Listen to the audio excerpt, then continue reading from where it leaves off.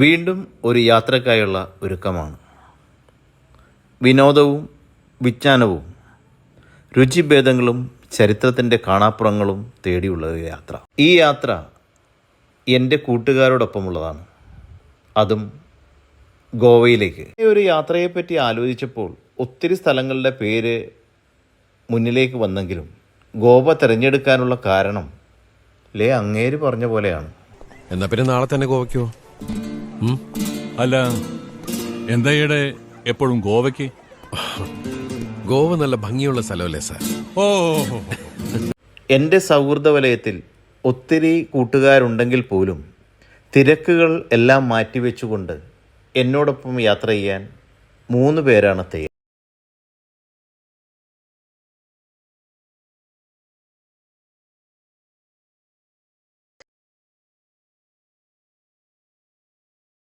ഞങ്ങൾ യാത്രക്കായി തിരഞ്ഞെടുത്തത് ട്രെയിനാണ്.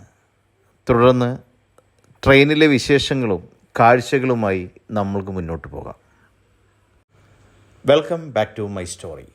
മൈ സ്റ്റോറിയിലെ മറ്റൊരു ബ്ലോഗിലേക്ക് ഏവർക്കും സ്വാഗതം. ഇവരെല്ലാം തന്നെ സ്വന്തം ബിസിനസ്സുമായി മുന്നോട്ട് പോകുന്നവരാണ്.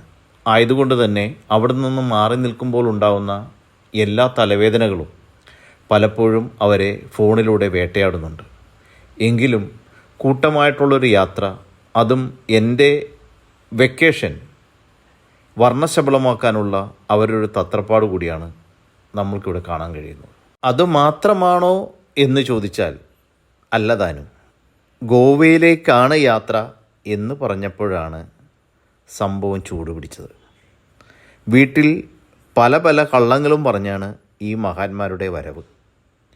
മിക്കവാറും തന്നെ ഈ വ്ലോഗ് ഇറങ്ങുന്നതോടെ അവരുടെ കുടുംബം കലങ്ങും. എനിക്കൊന്നേ പറയാനുള്ളൂ, പടച്ചോനെ നിങ്ങൾ കാത്തോളി. ട്രെയിൻ യാത്രയുടെ മുഴുനീളം വിശേഷങ്ങൾ നമ്മളിതിൽ പറഞ്ഞു പോയാൽ ഒരു പക്ഷേ ബോറടിക്കും എന്നുള്ളതിനാൽ ഗോവ എന്ന സ്ഥലത്തെപ്പറ്റി ഒന്ന് തിരിഞ്ഞു നോക്കാം.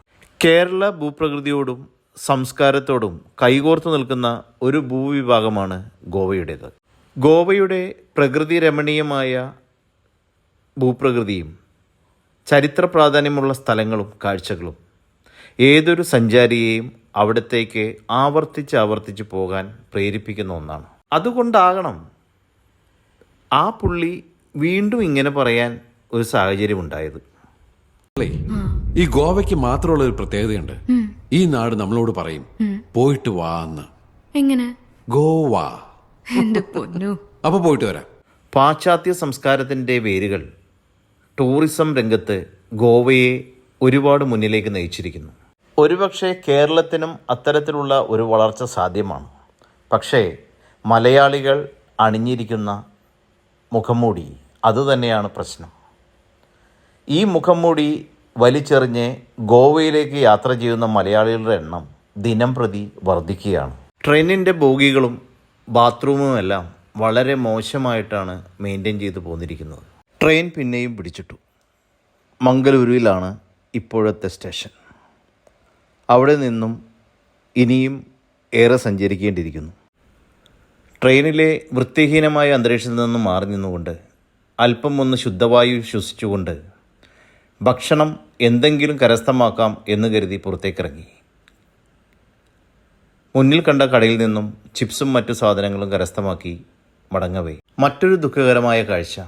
ഒരു പയ്യൻ ഭക്ഷണപ്പൊതിയെ ആർത്തിയോടെ നോക്കി നിൽക്കുന്നു. ആദ്യം അവൻ്റെ ഭാവവും പെരുമാറ്റവും കണ്ടപ്പോൾ തെല്ലൊന്ന് പതറി ഞങ്ങൾ. കാരണം അവൻ്റെ ഉദ്ദേശം എന്തെന്ന് ഞങ്ങൾക്കറിയില്ലല്ലോ. ഒടുവിൽ ഞങ്ങൾക്കത് മനസ്സിലായി. അവൻ വിശന്നിട്ടാണ് ആ ഭക്ഷണപ്പൊതിയിൽ നോക്കി നിൽക്കുന്നത്. ഉടനെ തന്നെ ഞങ്ങളുടെ കയ്യിലുണ്ടായിരുന്ന ഭക്ഷണപ്പൊതികൾ അവനിലേക്ക് നീട്ടി. അവൻ ആ സംതൃപ്തിയോടെ ചിപ്സും മറ്റു സാധനങ്ങളും വാങ്ങി ട്രെയിനിലേക്ക് ഓടി മറഞ്ഞു. അവൻ എവിടേക്കാണ് പോയതെന്ന് വീണ്ടും തിരഞ്ഞു നോക്കിയപ്പോൾ അവൻ ഞങ്ങളെ നോക്കിക്കൊണ്ട് ടാറ്റ പറഞ്ഞുകൊണ്ട് നിൽക്കുന്നു. ട്രെയിൻ വീണ്ടും മുന്നോട്ട് നീങ്ങുകയാണ്. ഞങ്ങളുടെ ബോഗി ഏറെ മുന്നിലും. ബാക്കിയുണ്ടായിരുന്ന ഒരു പാക്കറ്റ് ചിപ്സ് കൂടി അവന് കൊടുത്തുകൊണ്ട് ഞങ്ങളുടെ ബോഗിയിലേക്ക് കയറി.